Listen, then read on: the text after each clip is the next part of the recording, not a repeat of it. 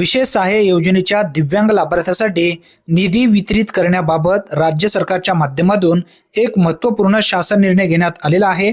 महाराष्ट्र शासन दिव्यांग सक्षमीकरण विभागाअंतर्गत 29 जून 2026 रोजी हा महत्त्वपूर्ण शासन निर्णय घेण्यात आलेला आहे। दिव्यांगासाठी जे पैसे द्यायला पाहिजे होते ते पैसे आता मंजूर करण्यात आलेले आहेत आणि हे पैसे थेट दिव्यांग लाभार्थ्यांच्या बँक खात्यामध्ये लवकरच जमा केले जाणार आहेत। बघा, विशेष सहाय्य योजनेतील दिव्यांग लाभार्थ्याचे कामकाज दिनांक 1 एप्रिल 2026 पासून दिव्यांग सक्षमीकरण विभागाकडून हाताळण्यात येत आहे। सन 2026-27 या वित्तीय वर्षाकरिता पात्र दिव्यांग लाभार्थ्यासाठी खालील प्रमाणे निधी वितरित करण्यास मंजुरी देण्यात आली आहे। आता या ठिकाणी जी निधी आहे, निधीचा सुद्धा उल्लेख यामध्ये स्पष्टपणे करण्यात आलेला आहे।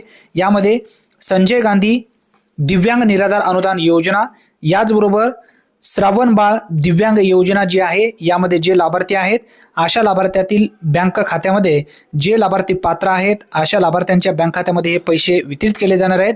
यासाठीचा हा शासन निर्णय आहे। थेट डीबीटी मार्फत हे पैसे लवकरच लाभार्थ्यांच्या बँक खात्यामध्ये जमा केले जातील। अनेक दिवसापासून जे काही पैसे वितरित होत नव्हते, आता लवकरच लाभार्थ्यांच्या बँक खात्यामध्ये हे पैसे येतील, त्यासाठीचा हा GR आहे। या संदर्भात जेव्हा अपडेट येईल तेव्हा नक्की आपल्या चॅनलवरती आपण व्हिडिओ घेऊया। धन्यवाद, पुन्हा भेटूया नवीन व्हिडिओमध्ये नवीन माहितीसह। तोपर्यंत जय हिंद, जय महाराष्ट्र।